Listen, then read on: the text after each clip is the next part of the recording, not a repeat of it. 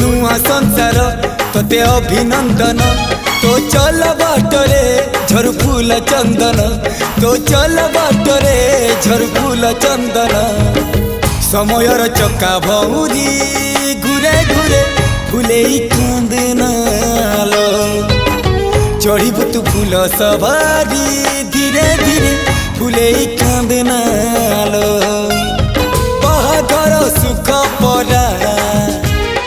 विधाता देइछि तोते विरह वेदना सबु सहिबाकु हवा मते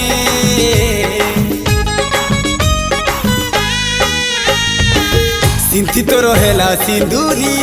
धारे धारे फुले कांदनालो चढ़ीबु तू फूल सवारी धीरे धीरे फुले कांदनालो।